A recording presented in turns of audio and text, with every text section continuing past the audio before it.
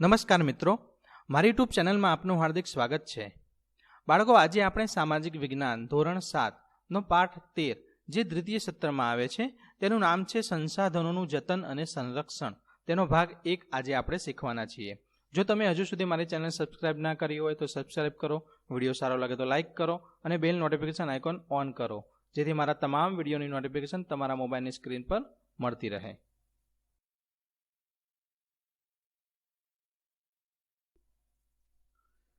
સંસાધન પૃથ્વી પરથી મળતા અને માનવીને ઉપયોગમાં આવતા કુદરતી પદાર્થોને સંસાધન કહે છે, જેની અંદર હવા, જળ, જમીન, વનસ્પતિ અને ખનિજોના સ્વરૂપમાં આપણને મળેલી કુદરતી બક્ષિસ એટલે કુદરતી સંસાધન. સંસાધનો રાષ્ટ્રીય અર્થતંત્રની કરોડરજ્જુ છે. તે લોકોની શક્તિ અને સમૃદ્ધિના આધાર સ્તંભો છે. સંસાધનોની કેટલીક ચોક્કસ વિશિષ્ટતાઓ અને ઉપયોગિતાઓ છે. સામાન્ય રીતે સંસાધનો મર્યાદિત માત્રામાં ઉપલબ્ધ છે.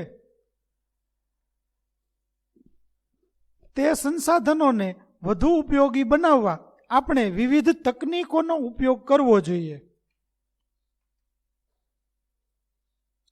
હવે જોઈએ સંસાધનોના પ્રકાર. સંસાધનો આપણને વિવિધ રીતે ઉપયોગી છે. ખેતીથી શરૂ કરી ઉદ્યોગ અને પરિવહનની પ્રવૃત્તિ સુધીની તમામ પ્રવૃત્તિઓમાં પ્રત્યક્ષ કે પરોક્ષ રીતે કુદરતી સંસાધનો આપણને ઉપયોગી છે. ખોરાક તરીકે જમીન અને વનસ્પતિમાંથી પ્રાપ્ત થતી વિવિધ સામગ્રી, ઈંધણ અને ઉર્જા તરીકે સંસાધનો આપણને ઉપયોગી છે. સંસાધનોને સામાન્યતઃ 2 વિભાગમાં વહેંચવામાં આવે છે, જેમાં એક છે કુદરતી સંસાધન અને બીજું છે માનવ નિર્મિત સંસાધન.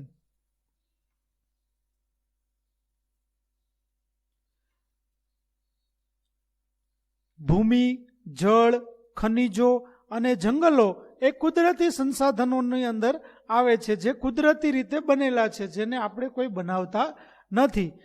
આ કુદરતી સંસાધનોની અંદર પણ 2 પ્રકાર પડે છે, જેમાં એક પ્રકાર છે જૈવિક અને બીજો પ્રકાર છે અજૈવિક. જેની અંદર ભૂમિ, હવા, જળ, જમીન એ અજૈવિક સંસાધનો છે, જ્યારે જંગલો અને પ્રાણીઓ એ જૈવિક સંસાધનો છે. માનવીએ સર્જેલા ઔદ્યોગિક એકમો, સ્મારકો, ચિત્રકળા અને સામાજિક સંસ્થાઓ વગેરે માનવ નિર્મિત સંસાધનો ગણાય છે.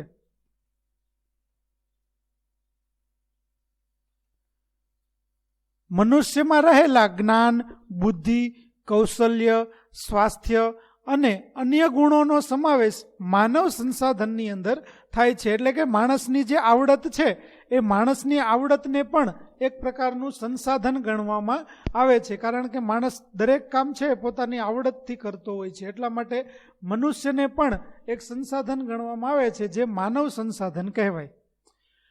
કુદરતી સંસાધનોના વિકાસ માટે માનવ સંસાધન હોવું જરૂરી છે, કેમ કે માણસ છે એ જ આ બધા કુદરતી સંસાધનોનો ઉપયોગ કરી શકે છે. કુદરતી સંસાધનો છે તે પોતાની રીતે પોતાનો ઉપયોગ કરતા નથી, એટલા માટે તેના માટે માનવ સંસાધન છે એ ખૂબ જ મહત્વનું છે.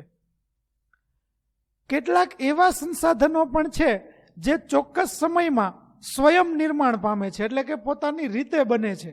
દાખલા તરીકે ઝાડ, પાન, પશુ, પક્ષી વગેરે પોતાની જાતે પેદા થવાની ક્ષમતા ધરાવે છે, એટલે કે એને આપણે કોઈ બનાવતા નથી, પણ તે કુદરતી રીતે જ તેની મેળે બનતા હોય છે. આમ વન અને વન્યજીવ ચોક્કસ સમયમાં નિર્માણ પામતા રહે છે, પણ તેના માટે અમુક ચોક્કસ સમયની રાહ જોવી પડે છે.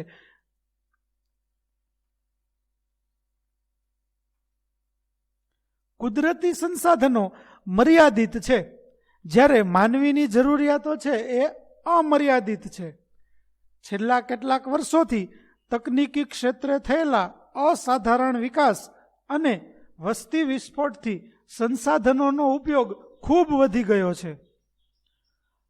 હવે જો આ પરિસ્થિતિ વિશે ગંભીરતાથી નહીં વિચારીએ તો આપણે તેના માઠા એટલે કે ખરાબ પરિણામો ભોગવવા પડશે.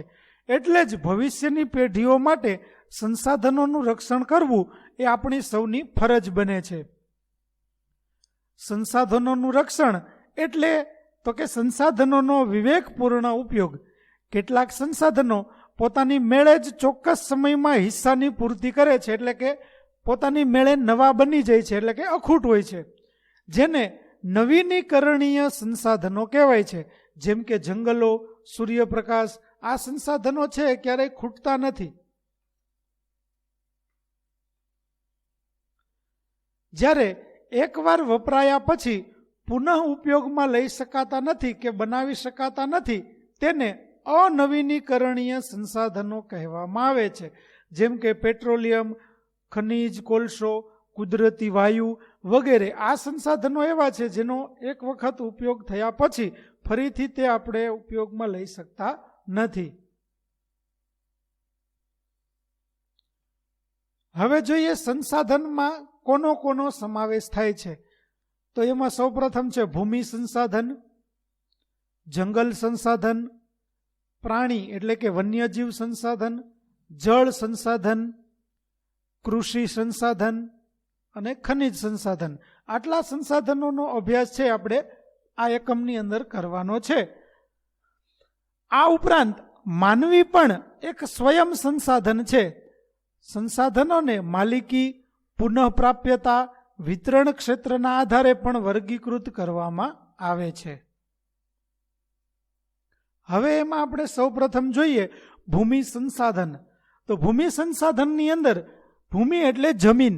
તો જમીનનું નિર્માણ કેવી રીતે થાય છે? તો સામાન્ય રીતે ભૂસપાટીનું ઉપલું પડ કે જેમાં વનસ્પતિ ઉગે છે તેને આપણે જમીન કહીએ છીએ. એટલે કે જમીન એ પૃથ્વીના પોપડા પર અનેકવિધ કણોથી બનેલું એક પાતળું પડ હોય છે. ખડકોના નાના મોટા ટુકડા, કાંકરા, માટીની રજ કે જે અજૈવિક છે તેને રેગોલિથ કહે છે. તેમાં જૈવિક દ્રવ્યો હવા અને પાણી ભળતા જમીન બને છે. ખેતીના સંદર્ભમાં કોઈ પણ દેશોનો આર્થિક વિકાસ તે દેશની જમીનની ગુણવત્તા અને પ્રકાર ઉપર આધાર રાખે છે.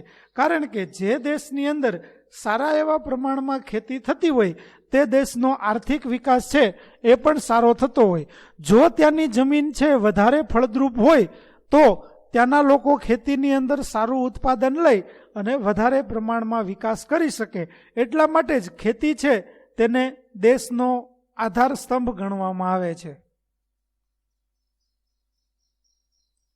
હવે જોઈએ જમીનના પ્રકાર કેટલા છે. ભારતીય કૃષિ સંશોધન પરિષદ એટલે કે ICAR દ્વારા ભારતની જમીનને કુલ 8 પ્રકારમાં વહેંચવામાં આવી છે. એટલે કે ભારતની અંદર 8 પ્રકારની જુદી જુદી જમીનો છે એ જોવા મળે છે. જેની અંદર કાંપની જમીન, રાતી અથવા લાલ જમીન, કાળી જમીન, લેટેરાઇટ જમીન, રણ પ્રકારની જમીન, પર્વતીય જમીન, જંગલ પ્રકારની જમીન અને દલદલ પ્રકારની જમીન. આવી 8 પ્રકારની જમીનો છે એ ભારતની અંદર જુદા જુદા ક્ષેત્રોમાં તેના ભૌગોલિક પરિસ્થિતિ પ્રમાણે અલગ અલગ જગ્યાએ અલગ અલગ પ્રકારની જમીન છે તે આપણને જોવા મળે છે. હવે જોઈએ જમીનનું ધોવાણ અને તેનું સંરક્ષણ કેવી રીતે કરવું. જમીનનું ધોવાણ એ ગતિશીલ પાણી કે હવા દ્વારા થાય છે. ઘણી વખત બાળ મિત્રો તમે જોયું હશે કે વધારે પ્રમાણમાં વરસાદ પડવાના લીધે આપણા ખેતરોની અંદર પણ ધોવાણ થયેલું હોય છે. તે શા માટે થાય છે? તો કે વધારે વરસાદ આવવાને લીધે પાણી છે તે ખૂબ જ વેગથી ત્યાંથી પસાર થાય છે અને તેના કારણે તે ઉપરની જે પોચી જમીન હોય છે તે ધોવાઈ જાય છે. ઘણી વખત પવનને લીધે પણ જમીનનું ધોવાણ છે એ થતું હોય છે. જમીનના ઉપલા કણોનું ઝડપથી કુદરતી બળો દ્વારા અન્યત્ર સ્થળાંતરણ થઈ જવું તેને જમીનનું ધોવાણ કહે છે. એટલે કે પાણી દ્વારા અથવા તો હવા દ્વારા જમીનનું જે ઉપલું પડ છે એ એક જગ્યાએથી બીજી જગ્યાએ જાય તો તેને જમીનનું ધોવાણ કહેવાય. આવું થવાથી જમીન એટલે કે ખેતીની ઉપજમાં ઘટાડો થાય છે અને તેને અટકાવવું જોઈએ, કેમ કે ધોવાણ થયેલી જમીનની અંદર ઉત્પાદન છે આવતું નથી. જમીનનું ધોવાણ થતાં જમીનની ફળદ્રુપતા ઘટે છે અને તેના કારણે જ ખેતીનું ઉત્પાદન છે એ પણ ઓછું આવે છે. હવે જોઈએ જમીનનું ધોવાણ અટકાવવાના ઉપાયો. તો જમીનનું ધોવાણ અટકાવવું હોય તો પડતર જે જમીનો પડી છે એની અંદર વૃક્ષોનું વાવેતર કરવું જોઈએ. જ્યાં ઢોળાવવાળી જમીન છે ત્યાં પગથિયા પદ્ધતિથી ખેતી કરવી જોઈએ.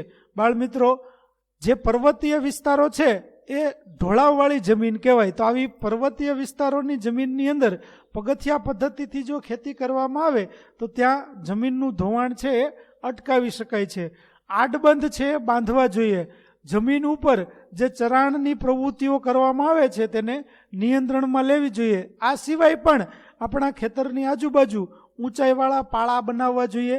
સાથે સાથે ખેતરના પાળા ઉપર વૃક્ષોનું વાવેતર છે એ કરવું જોઈએ, જેના લીધે આપણે જમીનનું ધોવાણ છે તે પણ અટકાવી શકીએ.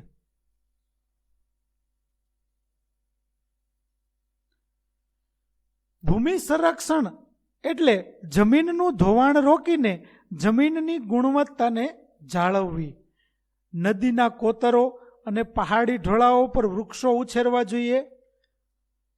જે રણ વિસ્તાર હોય તેના નજીકના ક્ષેત્રોમાં પવનો જે આવતા હોય છે તેને રોકવા માટે રણ વિસ્તારમાં પણ વૃક્ષોનું વાવેતર કરી અને હારમાળા કરવી જોઈએ, જેથી રણ વિસ્તાર છે આગળ વધતું અટકી જાય. અનિયંત્રિત ચરાણને અટકાવવું જોઈએ. ચરાણ એટલે કે પશુઓને જે ચરાવવામાં આવતા હોય છે તેને અટકાવવા જોઈએ, જેથી કરીને જમીનનું ધોવાણ પણ અટકે અને વૃક્ષોને પશુઓ છે ચરે નહીં, એના લીધે વૃક્ષો પણ વિકસી શકે. ફળદ્રુપતા ગુમાવી બેઠેલી જમીનમાં પુનઃ સેન્દ્રિય પદાર્થોનું ઉમેરણ કરવું જોઈએ. જેની અંદર આપણે સેન્દ્રિય ખાતર નાખીએ છીએ એ સેન્દ્રિય ખાતરનું ઉમેરણ કરવામાં આવે તો ફરીથી જમીનની ફળદ્રુપતા છે એ વધી જાય છે. આમ સૌએ સાથે મળી અને સહિયારા પ્રયાસો કરવા જોઈએ, જેથી કરીને આપણે જમીનનું સંરક્ષણ કરી શકીએ. ત્યાર પછી બીજું સંસાધન એટલે કે જળ સંસાધન વિશે જોઈએ. બાળ મિત્રો, પૃથ્વી પર પીવાલાયક પાણીનું પ્રમાણ આશરે માત્ર 3% જેટલું છે કે જે પાણી આપણને પીવામાં ઉપયોગી થાય. બાકીનું મોટા ભાગનું પાણી છે એ કાં તો ધ્રુવ પ્રદેશો ઉપર બરફ સ્વરૂપે છે અથવા તો દરિયાની અંદર રહેલું ખારું પાણી છે. એટલે પીવાલાયક પાણીનું પ્રમાણ છે એ ખૂબ જ ઓછું છે.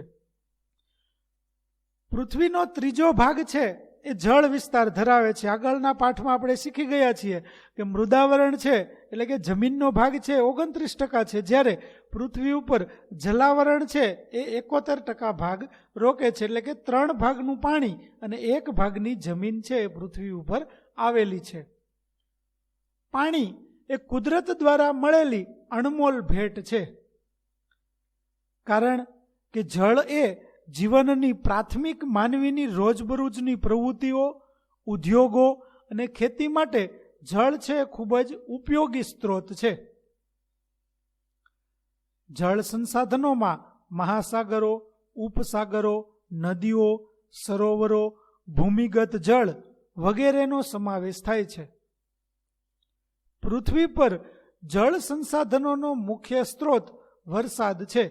બધા જ સ્ત્રોત વરસાદને આભારી છે, કારણ કે મોટા ભાગના સ્ત્રોતો એટલે કે નદીઓ, સરોવરો, ભૂમિગત જળ વગેરે છે એમાં પાણી એ વરસાદ દ્વારા જ આવે છે. જો વરસાદ ન પડે તો આ બધામાં પાણી છે એ આવતું નથી, અને એ બધા માટે વરસાદ છે આપણને ખૂબ જ ઉપયોગી છે. પુષ્ટિય જળ સ્ત્રોતોમાં નદી, સરોવર, તળાવ, ઝરણા વગેરેનો સમાવેશ થાય છે. તેમાં મુખ્ય સ્ત્રોત એ નદીને ગણવામાં આવે છે.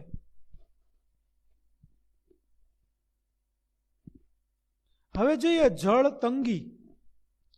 પાણી એ કુદરત થકી મળેલી અણમોલ ભેટ છે, પણ દિવસે ને દિવસે પાણીની માંગ છે એ વધતી જાય છે. શું કામે?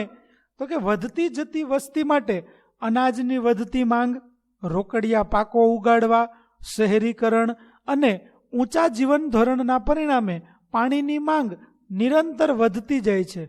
હાલમાં આપણા દેશના ઘણા ભાગોમાં જળ તંગીનું સંકટ પણ વધતું જાય છે. બાળમિત્રો, આપણા રાજ્યની અંદર પણ તમને ખ્યાલ હશે કે ઘણા વિસ્તારો એવા છે કે જેમાં ઉનાળાની ઋતુની શરૂઆત થતાં જ પાણીની તીવ્ર તંગી વર્તાય છે. પેય જળની અછત જોવા મળે છે. પેય જળ એટલે કે પીવા લાયક પાણી. આવા પીવા લાયક પાણીની ખૂબ જ અછત છે, ખાસ કરી અને ઉનાળાની ઋતુમાં આપણને અનુભવવા મળે છે. વર્તમાન સમયમાં ભૂમિગત જળને ટ્યુબવેલ દ્વારા બહાર કાઢતા ભૂમિગત જળ સ્તર નીચું ગયું છે. ટ્યુબવેલ એટલે બોર કરી અને આપણે જે પાણી બહાર કાઢીએ છીએ તે. આજે દેશમાં પાણીની ઘટતી ઉપલબ્ધતા અને વધતી જતી અછત જેવી ગંભીર સમસ્યાઓનો સામનો કરવો પડી રહ્યો છે. તો બાળમિત્રો, પાણીની જાળવણી આપણે કરવી હોય તો તેના માટે આપણે શું કરી શકીએ? તો આજે ઉપલબ્ધ જળ છે એ મર્યાદિત માત્રામાં છે. જેમ આપણે અગાઉ વાત કરી કે ભાઈ પીવાલાયક પાણી છે માત્ર 3% જ છે. તો આ મર્યાદિત માત્રામાં જે જળ છે તેની જાળવણી પણ આપણે સારી રીતે કરવી જોઈએ. પ્રદૂષિત જળની ખૂબ જ મોટી સમસ્યા છે. આપણી આજુબાજુ પણ તમને જોવા મળતું હશે. જમીન પાણીનું પ્રદૂષણ છે એ ખૂબ જ વધારે પ્રમાણમાં અત્યારે થતું રહેલું છે. જેથી પાણીના વિવેકપૂર્ણ ઉપયોગ અને જાળવણીના ઉપાયો હાથ ધરવાની આવશ્યકતા છે. બાળમિત્રો, આપણે પણ પાણીનો વિવેકપૂર્ણ ઉપયોગ છે એ કરવો જોઈએ. જેટલું જરૂર હોય તેટલા જ પાણીનો ઉપયોગ કરવો જોઈએ અને શક્ય હોય ત્યાં સુધી એકના એક પાણીનો ફરી વખત ઉપયોગ થઈ શકતો હોય તો તેવી રીતનું આયોજન છે એ આપણે કરવું જોઈએ. પછી પીવા માટે હોય કે અન્ય કોઈ જગ્યાએ હોય, જરૂરિયાત પૂરતા પાણીનો જ ઉપયોગ છે એ આપણે કરવો જોઈએ. જો આપણા ઘરની અંદર અન્ય જગ્યાએ ક્યાંય પાણીનો બગાડ થતો આપણને જોવા મળે તો એ બગાડને પણ આપણે અટકાવવો જોઈએ. આપણા માતા પિતાને પણ આ બગાડ અટકાવવા માટે આપણે સમજ આપવી જોઈએ. જળ એ આપણી સહિયારી સંપદા છે. જળ સંરક્ષણ માટે સામાન્ય ઉપાયો કરવા જોઈએ, જેવા કે વધુમાં વધુ જળાશયો એટલે કે ખેત તલાવડી છે, તળાવડા છે, એનું નિર્માણ કરવું જોઈએ. ભૂમિગત જળને ઉપર લાવવાના પ્રયત્નો કરવા જોઈએ. એટલે કે જમીનની અંદર જે પાણી રહેલું છે એ પાણીને ઉપર લાવવા માટે પ્રયત્નો કરવા જોઈએ. જેના માટે નદીઓના પાણીને રોકી અને જળ સંચયન એટલે કે પાણીના સંગ્રહ કરવાની જરૂરિયાત છે એ ઊભી થઈ છે.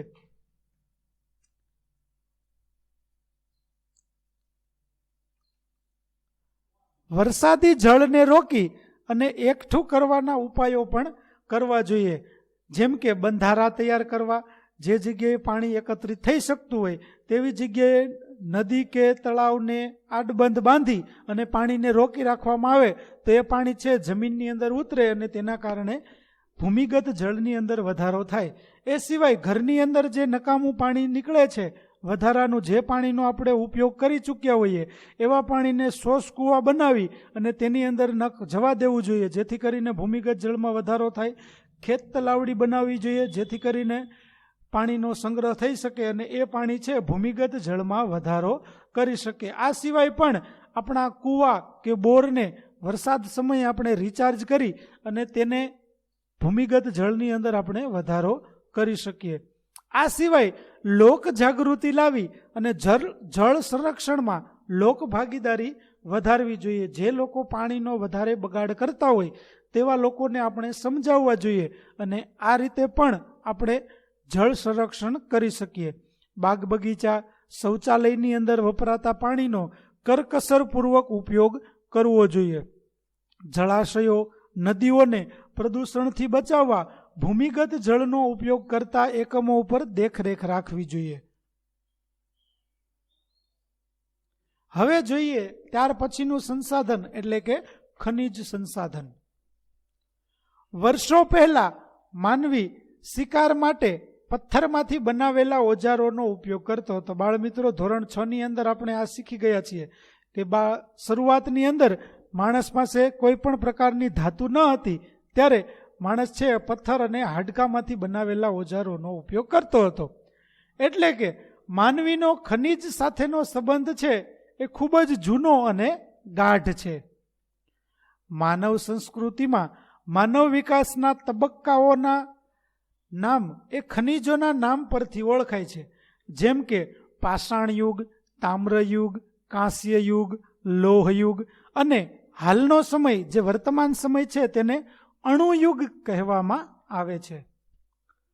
ઔદ્યોગિક ક્રાંતિ પછી ખનિજોનું મહત્વ અનેક ગણું વધી ગયું છે. ભારત પાસે પૂરતા પ્રમાણમાં ખનિજ સંપત્તિ હોવાથી વિશ્વના દેશો સાથે કદમ મિલાવવા આપણે આગળ વધી રહ્યા છીએ.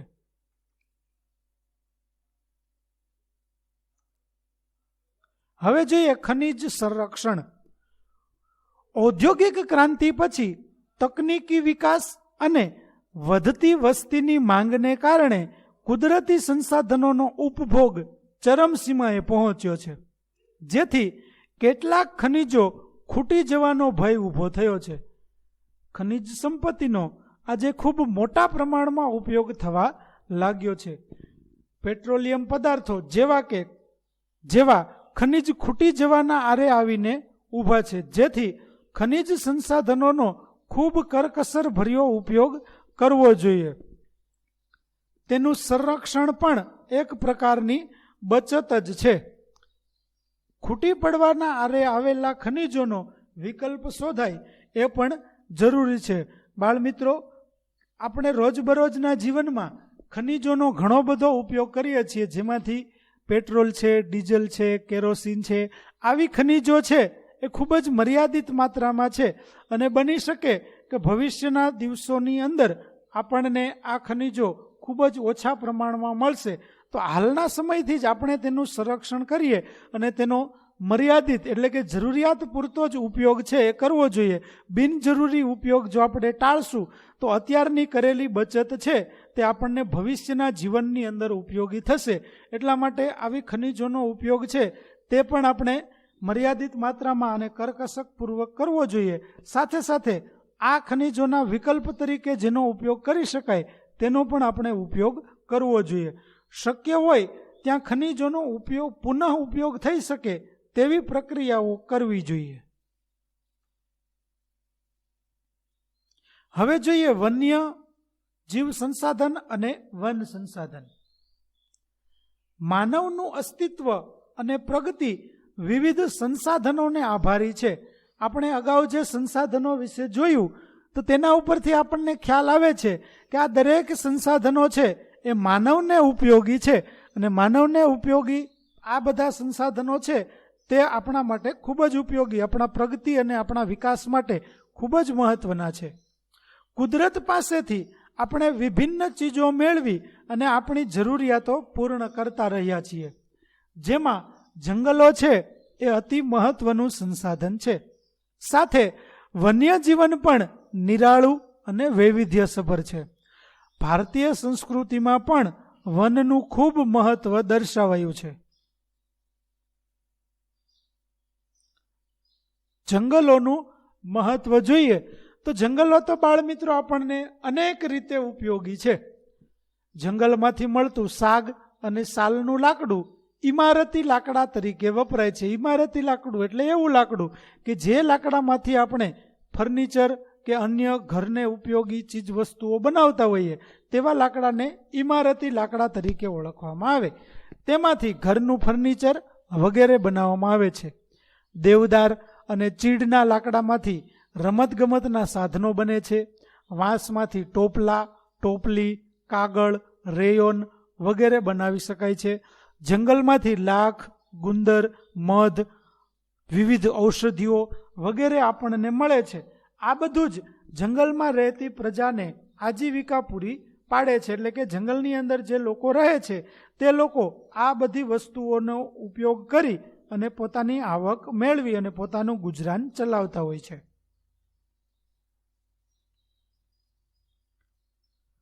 જંગલોનું આર્થિક મહત્વની સાથે સાથે પર્યાવરણીય મહત્વ પણ વિશેષ છે. કેવી રીતે? તો કે જંગલો છે આબોહવાને વિષમ બનતી અટકાવી અને ભેજ જાળવી રાખે છે, તેમજ વધુ વરસાદ લાવવામાં ઉપયોગી બને છે. એટલે જ આપણે એક સૂત્ર કહીએ છીએ કે વૃક્ષો વાવો, વરસાદ લાવો. ભૂમિગત જળને ટકાવી રાખવામાં પણ જંગલો છે તે મદદરૂપ થાય છે. અને અગાઉ આપણે જોયું એમ જમીનનું ધોવાણ થતું પણ જંગલો અટકાવે છે. વાતાવરણની અંદર આપણને ખૂબ જ ઉપયોગી એવો પ્રાણવાયુ એટલે કે ઓક્સિજન અને કાર્બન ડાયોક્સાઇડનું સંતુલન જાળવવામાં જંગલો છે તે આપણને ઉપયોગી થાય છે.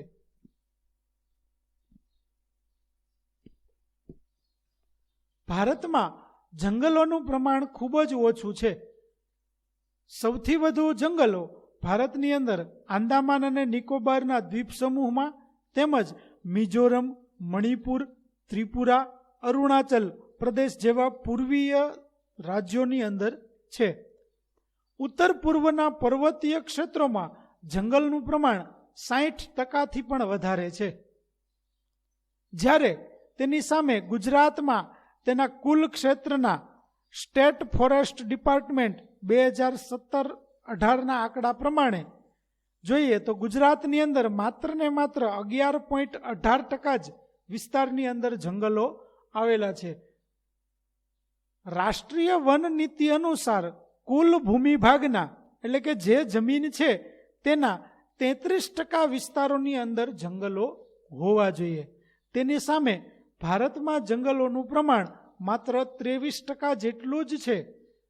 બાળમિત્રો, 10% જંગલો છે એ ઓછા આવેલા છે અને તેના કારણે તેના ઘણા બધા માઠા પરિણામો છે તે આપણે ભોગવવા પડે છે. હવે જોઈએ વન સંરક્ષણ એટલે કે જંગલોને આપણે બચાવવા હોય તો શું શું કરી શકાય. આજે જંગલો ઝડપથી નષ્ટ થઈ રહ્યા છે.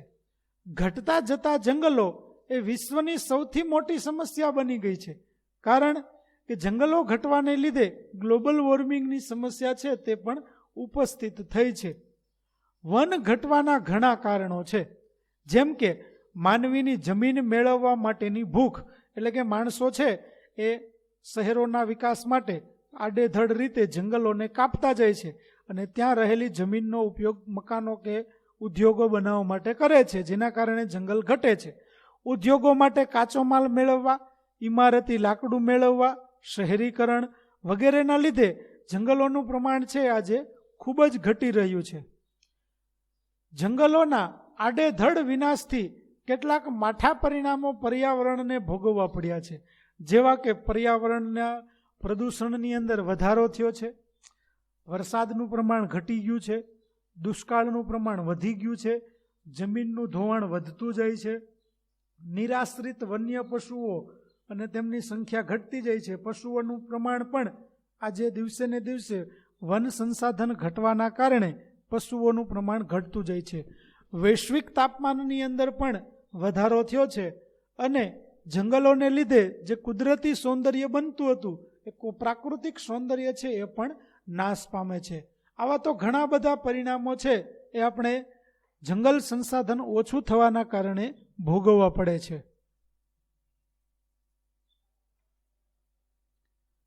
બાળમિત્રો, આપણા પાઠ્યપુસ્તકની અંદર પણ આપણને ભારતીય નાગરિકોની મૂળભૂત ફરજો કલમ 51 ક મુજબ જે આપવામાં આવી છે તેની અંદર પણ આપણને કીધું છે કે ભારતીય બંધારણમાં વન, સરોવરો, નદીઓ, વન્ય પ્રાણીઓ સહિત કુદરતી પર્યાવરણનું સંરક્ષણ કરવાની અને તેની સુધારણા કરવાની તથા જીવો પ્રત્યે અનુકંપા દર્શાવવાની નાગરિકની મૂળભૂત ફરજ છે.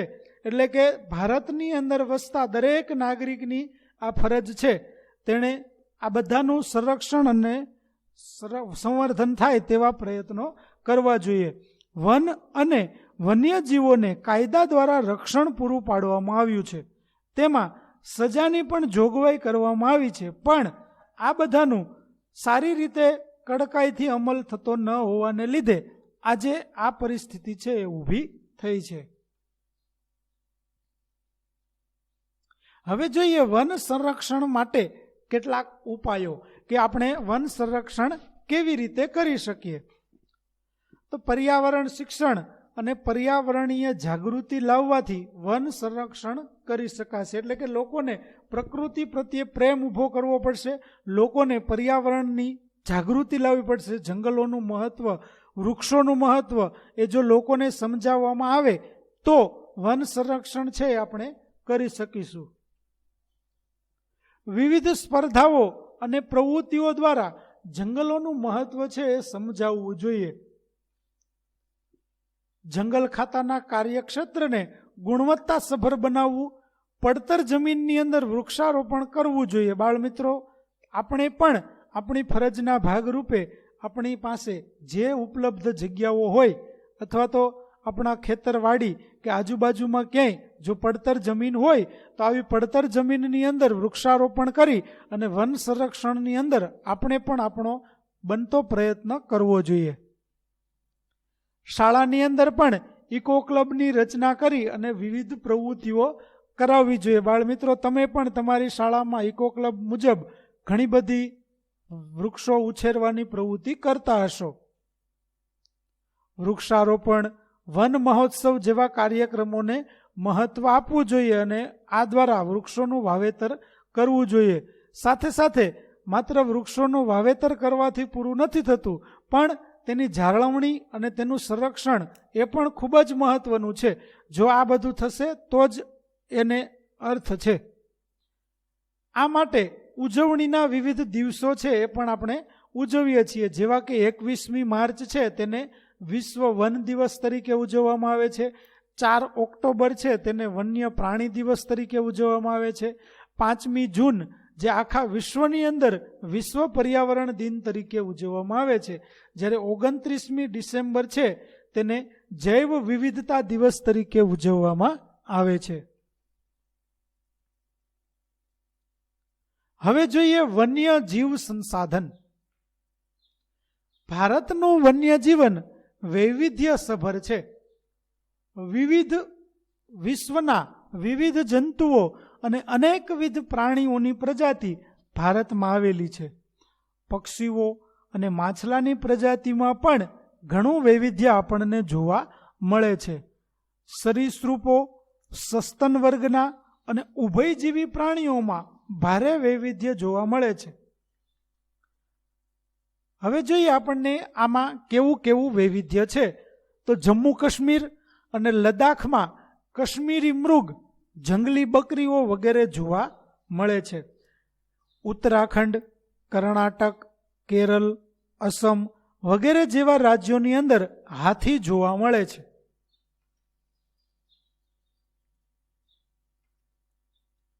એક સિંગી ગેંડો એ ભારતનું વિશિષ્ટ પ્રાણી છે. તે અસમ અને પશ્ચિમ બંગાળના દલદલીય ક્ષેત્રમાં વસે છે. પશ્ચિમ બંગાળનું દલદલીય ક્ષેત્ર જેને સુંદરવન તરીકે પણ ઓળખવામાં આવે છે, જે કાદવ કીચડવાળું જંગલ છે. જુઓ બાળ મિત્રો, એક સિંગી ગેંડાનો ફોટો આપણને બાજુમાં જોવા મળે છે. કચ્છના નાના રણની અંદર અને તેને અડીને આવેલા ક્ષેત્રોમાં ઘુડખર એટલે કે જેને જંગલી ગધેડો આપણે કહીએ છીએ તે જોવા મળે છે, જે બાજુમાં તમને ફોટામાં દેખાઈ રહ્યા છે. ભારત એક જ એવો દેશ છે કે જ્યાં સિંહ, દીપડો અને વાઘ ત્રણેય પ્રાણીઓ જોવા મળે છે. બાળ મિત્રો, સિંહ, દીપડો અને વાઘ એ ત્રણેય માત્ર ભારતમાં જ એક સાથે જોવા મળે છે.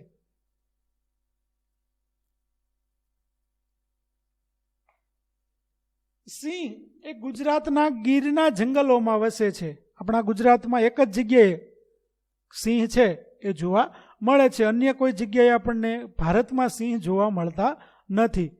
જ્યારે વાઘ એ પશ્ચિમ બંગાળ, મધ્યપ્રદેશ, મહારાષ્ટ્ર, કર્ણાટક, રાજસ્થાનના હિમાલયના ક્ષેત્રો વગેરે જગ્યાએ જોવા મળે છે.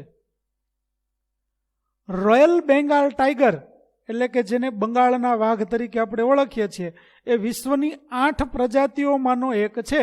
અને આપણું જે રાષ્ટ્રીય પ્રાણી છે એ રાષ્ટ્રીય પ્રાણી વાઘ છે તે આ રોયલ બેંગાલ ટાઈગર પ્રજાતિનો વાઘ છે. દાંતા, જેસોર, વિજયનગર, ગુજરાતના ડેડિયાપાડા અને રતનમહાલ વિસ્તારની અંદર રીંછ જોવા મળે છે. પક્ષીઓની અંદર ભારતમાં બતક, પોપટ, કાબર, કબૂતર, મેના વગેરે જાતિના પક્ષીઓ મોટી સંખ્યામાં જોવા મળે છે. ગુજરાતની અંદર નળ સરોવર જે આવેલું છે અમદાવાદની પાસે, તે નળ સરોવરની અંદર શિયાળામાં આવતા યાયાવર પક્ષીઓ માટે જાણીતું છે. યાયાવર એટલે કે વિદેશી પક્ષીઓ. બાળમિત્રો, શિયાળાની અંદર આ ગુજરાતના નળ સરોવરમાં અલગ અલગ દેશોમાંથી ઘણા બધા પક્ષીઓ છે તે આવે છે અને શિયાળો પૂરો થતાં ફરી પોતાના વતનમાં ચાલ્યા જાય છે. એટલે નળ સરોવરની મુલાકાત શિયાળાની અંદર લો તો તમને અલગ અલગ પ્રકારના પક્ષીઓ છે તે ત્યાં જોવા મળે અને ત્યાં નળ સરોવરમાં પક્ષી માટેનું અભયારણ્ય પણ છે.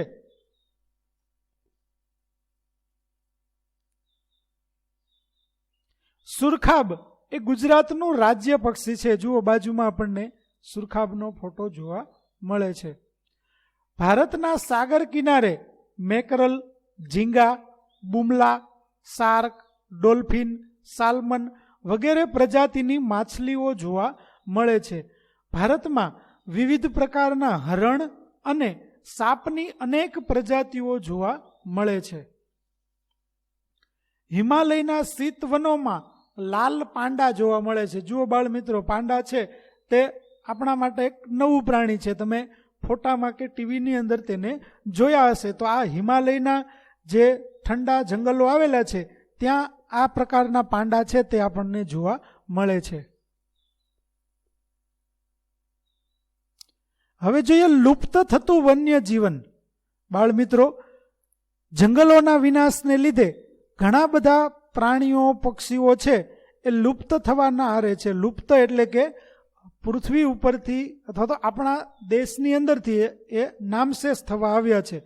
જેની અંદર ગુજરાતના જંગલોમાંથી વાઘ નામશેષ થયો.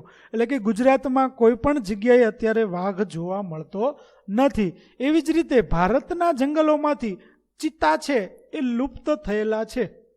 કેટલાક પક્ષીઓ જેમાં ચકલી, ગીધ, સારસ, ઘુવડ, ઘોરાડ અને ઘડિયાળ એટલે કે મગર, ગંગેય, ડોલ્ફિન આવા પ્રાણીઓ છે એ લુપ્ત થવાના આરે એટલે કે હવે આપણને કદાચ જોવા ન પણ મળે. ગુજરાતની નર્મદા, તાપી, સાબરમતી વગેરે નદીઓની અંદર જોવા મળતી જળ બિલાડી છે એ પણ આજે સંકટમાં છે. એટલે કે ખૂબ જ ઓછી સંખ્યામાં આવા પ્રાણીઓ કે પક્ષીઓ બચ્યા છે. જુઓ, આપણને તેના ફોટોગ્રાફ્સ પણ જોવા મળે છે, જેમાં લાલ પાંડા, ઘડિયાળ મગર, ગંગેય ડોલ્ફિન અને જળ બિલાડી આવા પ્રાણીઓ છે એ આજે લુપ્ત થવા આવ્યા છે. આપણા વિસ્તારમાં ખૂબ જ ઓછા જોવા મળે છે. હવે જોઈએ, આ બધા જીવોને લુપ્ત થતા અટકાવવા હોય એટલે કે એને બચાવવા હોય તો તેના માટે શું કરી શકાય? તો સદીઓથી વન્યજીવોના સંરક્ષણ માટે કાયદા થતા આવ્યા છે. ઇતિહાસની અંદર નજર કરીએ તો સમ્રાટ અશોકે વન્યજીવના રક્ષણ માટેના કાયદા કરાવ્યાની નોંધ ઇતિહાસમાંથી મળે છે. સમ્રાટ અશોકે પોતાના રાજ્યમાં પશુઓના મારવા ઉપર એટલે કે પશુઓની હિંસા માટે પ્રતિબંધ ફરમાવ્યો હતો. આજે પણ તેના માટેના કાયદા છે એ સરકાર દ્વારા બનાવવામાં આવ્યા છે. મોટા ભાગના રાજ્યોમાં સ્ટેટ વાઇલ્ડ લાઇફની રચના થયેલી છે, જે પર્યાવરણને બચાવવા માટે, પ્રાણીઓ પક્ષીઓને બચાવવા માટે કાર્યરત છે. આ ઉપરાંત અન્ય સ્વૈચ્છિક સંસ્થાઓ છે તે પણ તેના માટે કામ કરી રહી છે. વન્યજીવ સંરક્ષણ માટે નીચે મુજબના કાયદાઓ એટલે કે પગલાઓ છે આપણે લેવા જોઈએ તો આપણે વન્યજીવને બચાવી શકીએ.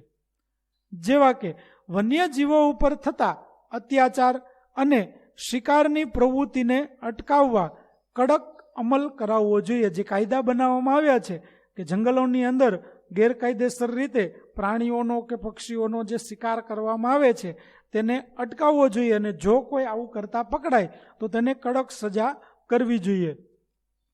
જંગલની અંદર વન્યજીવોની ગણતરી છે એ સમયાંતરે કરવી જોઈએ. બાળ મિત્રો, આપણા ગુજરાતની અંદર તમને ખબર હશે કે સિંહોની ગણતરી છે એ દર 2 કે 3 વર્ષે કરવામાં આવે છે, જેથી કરીને આપણને ખબર પડે કે તેની સંખ્યામાં વધારો થઈ રહ્યો છે કે ઘટાડો. જો સમયાંતરે આવી વન્યજીવોની ગણતરી થતી રહે તો તેના સંરક્ષણ અને સંવર્ધન માટેના પ્રયત્નો કરી શકાય. જંગલ વન્યજીવોને કુદરતી સંરક્ષણ પૂરું પાડે છે, તેથી જંગલોનો વિનાશ છે એ થતો અટકાવવો જોઈએ. બાળ મિત્રો, આ પણ એક ખૂબ જ અગત્યનો મુદ્દો છે, કારણ કે ઘણા બધા જંગલી વિસ્તારોની અંદર આપણે સાંભળતા હોઈએ છીએ કે સિંહ દ્વારા હુમલો કરવામાં આવ્યો કે દીપડા દ્વારા રહેણાંક વિસ્તારની અંદર હુમલો કરવામાં આવ્યો. આવું શા માટે બને છે? તો જંગલોનો વિનાશ એ એના માટેનું મુખ્ય કારણ છે.